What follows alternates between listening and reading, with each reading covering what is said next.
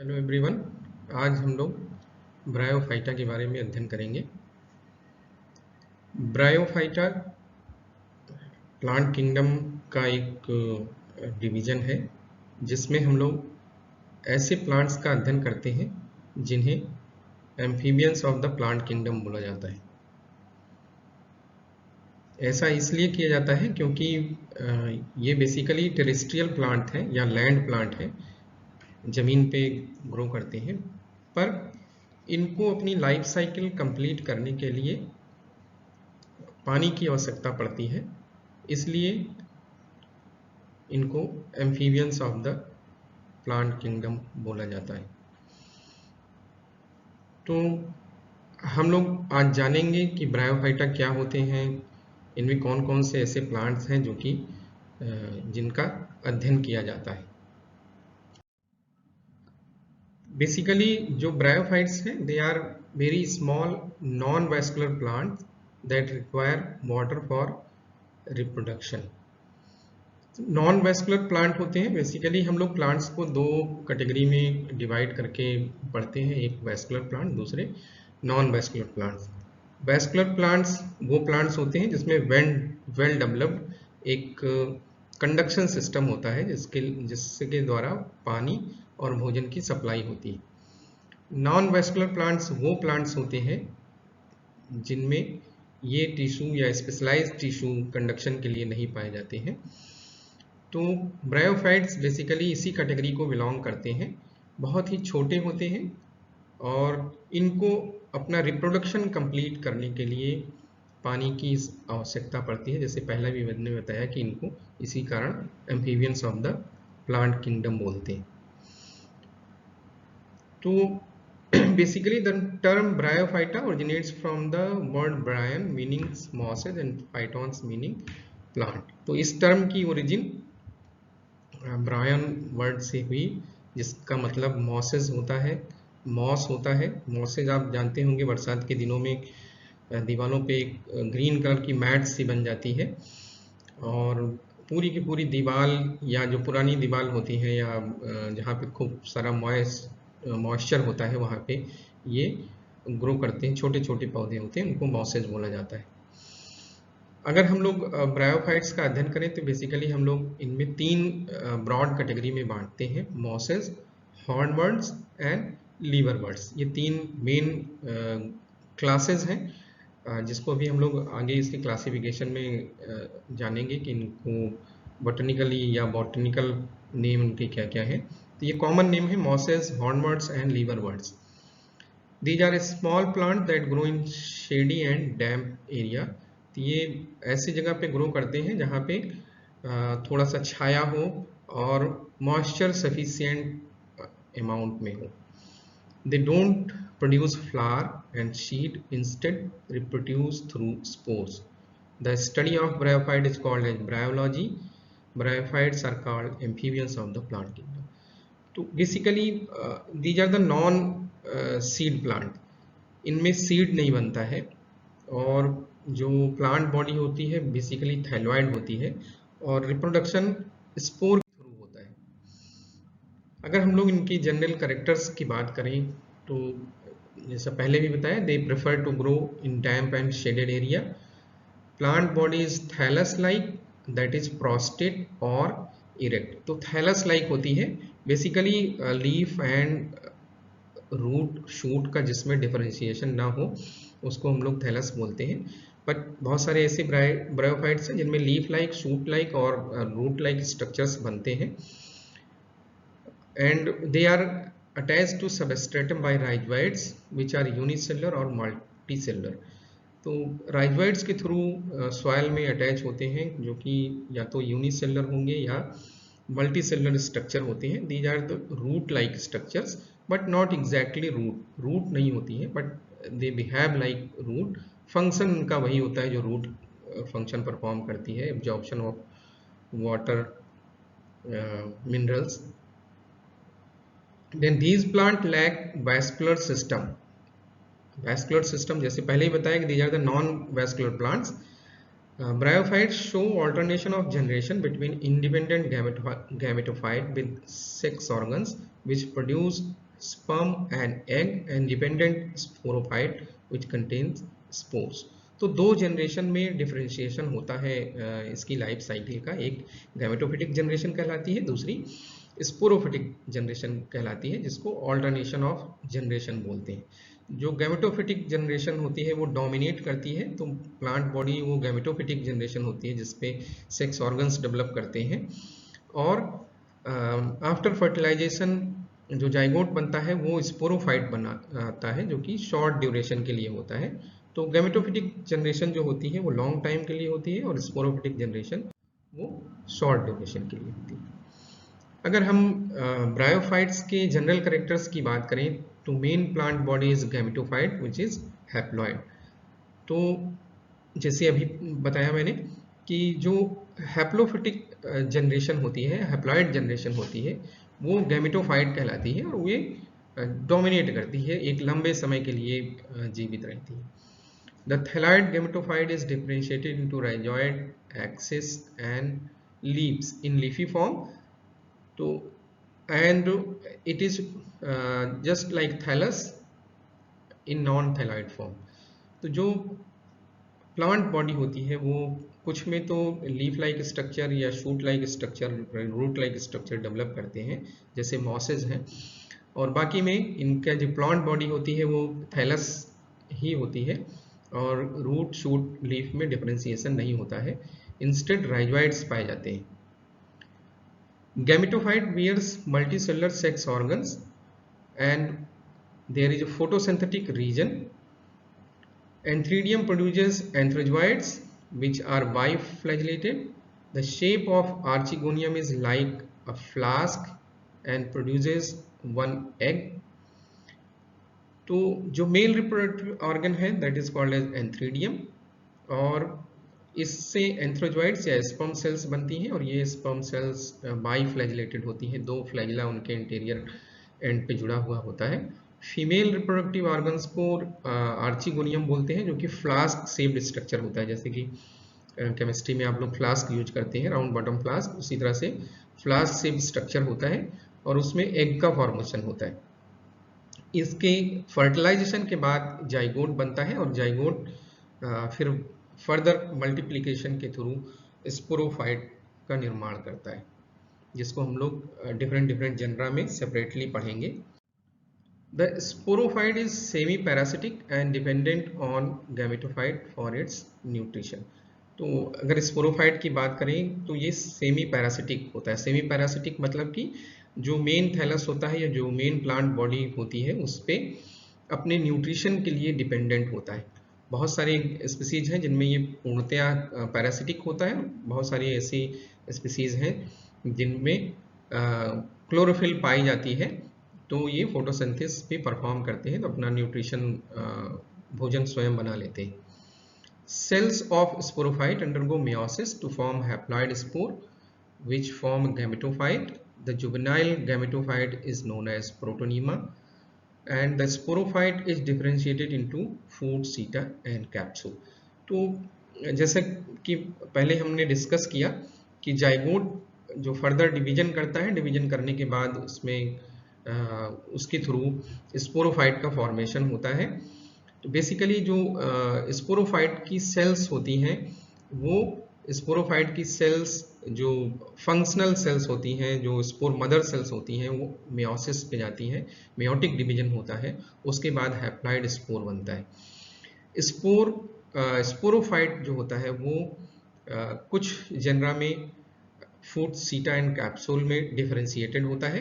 कुछ बहुत सारे ऐसे जनरा हैं जिनमें ये फूड, सीटा और कैप्सूल में डिफरेंशिएशन नहीं होता है, केवल कैप्सूल पाया जाता है, जैसे कि रिक्सिया के केस में सिर्फ कैप्सूल पाया जाता है। मार्केंसिया में फूड, सीटा, कैप्सूल तीनों पाया जाता है। एंथोसेरास की अगर हम लोग बात करें तो उसमें सीटा की जगह पे एक मेरिस्टेमेटिक जोन पाई जाती है, सीटा एब्सेंट होता है।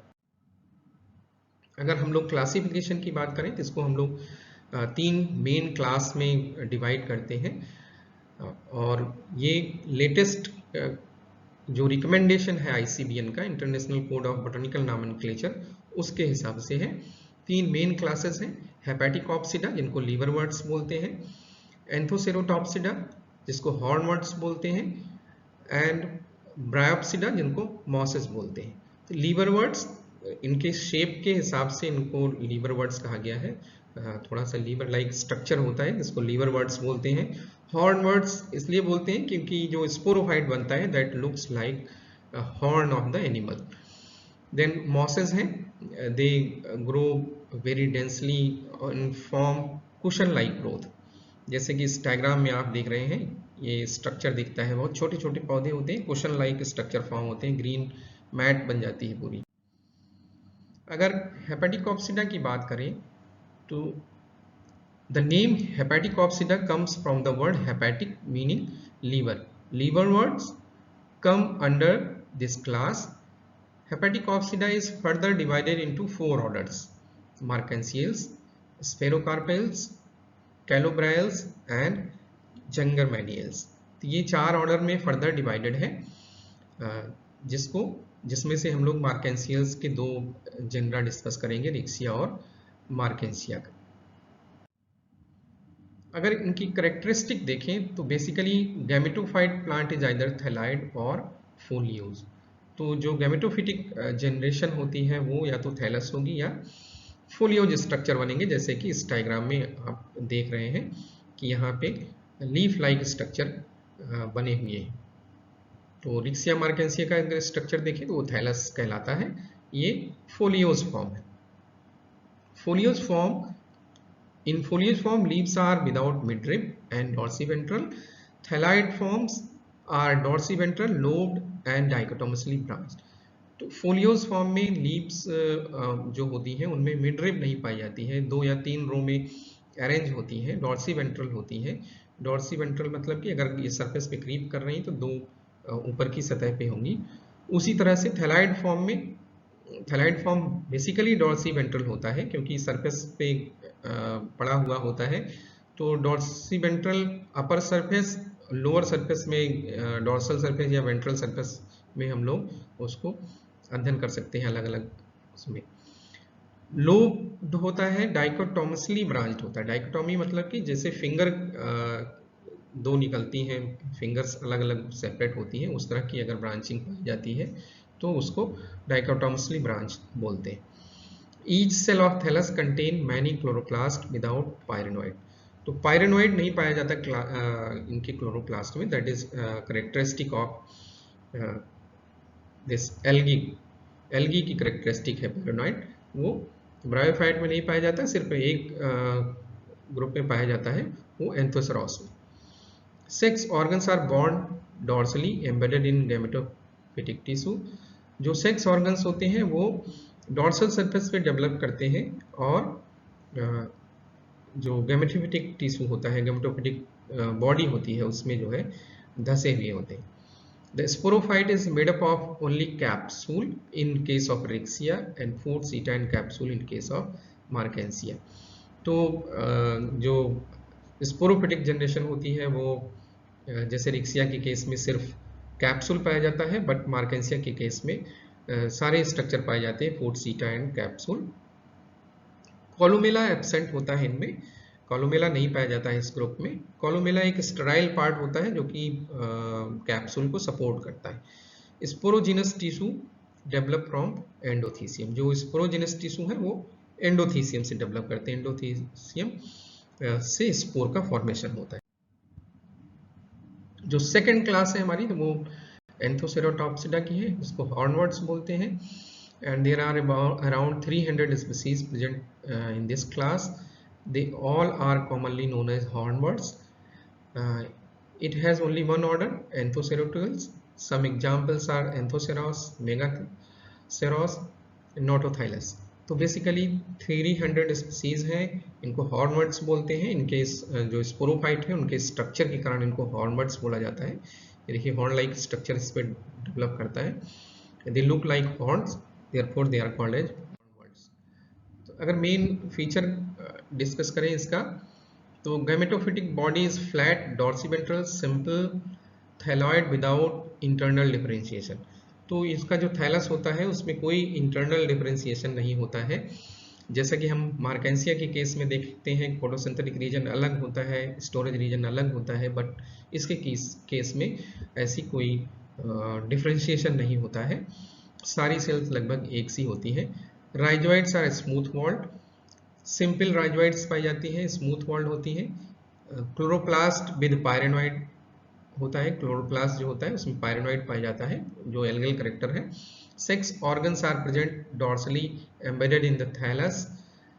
The sporophyte is differentiated into foot, meristematic zone and capsule. यहाँ पे सीटा नहीं होता है, सीटा रिप्लेस हो जाता है मेरिस्टेमेटिक जोन से। Sporogenous tissue develop from amphithecium, तो यहाँ पे वहाँ उसके केस में एंडोथीसियम से डेवलप कर रहे थे, इस केस में एम्फीथीसियम से डेवलप करते हैं। एम्फीथीसियम वो स्पोरोजेनस टिश्यू को बनाता है और वो मेयोसिस पे जाएगा, मेयोसिस के थ्रू 4 स्पोर्स बन के तैयार हो जाती है।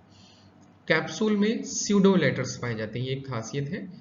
ट्रू इलेटर्स मार्केंसिया के केस में पाए जाते हैं, ये इसके केस में स्यूडो इलेटर्स पाए जाते हैं। Columella is present in capsule which originates from endothecium, तो कोलोमेला प्रेजेंट होता है जो कि सपोर्ट प्रोवाइड करता है and then develops from the endothecium. जो थर्ड क्लास है हमारा दैट इज ब्रायोप्सिडा, मॉसेस जो होती है। It is the largest class of Bryophyta with around 1400 species. They are commonly called as mosses.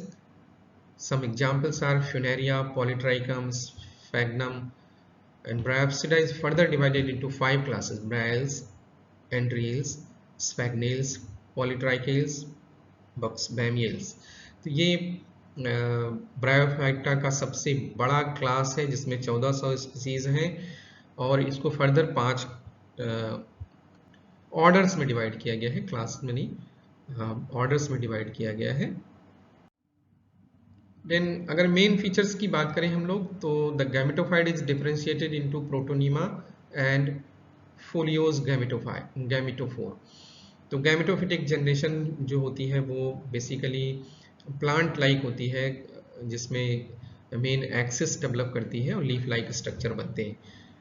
Folios structure is made up of stem and axis and leave without midrib, तो leaves बिना midrib की होती हैं और एक stem axis बनती है। Rhizoids multicellular होती हैं और उनमें ऑब्लिक सेप्टा पाया जाता है, बहुत सारी राइजोइड्स मिलकर एक रोप लाइक स्ट्रक्चर फॉर्म करती हैं। Sex organs are borne apically on stem. elaters are absent in this class, there are no elaters. Sporophyte is differentiated into food, seta and capsule, तो इसमें तीनों ऑर्गन्स पाए जाते हैं, foot, seta, capsule. Sporogenous tissue develop from endothecium. Columella is present in this class. dehiscence of the capsule takes place by separation of the upper lid, that is operculum. Operculum के हटने के बाद इसका dehiscence होता है, तो teeth like structure भी पाए जाते हैं इसमें। This was all about general account of Bryophyta. We will discuss different genera of bryophytes like Rixia, Markensia, Anthoceros and Pogonatum. These are actually the representatives of each class one by one in different lectures. Thank you.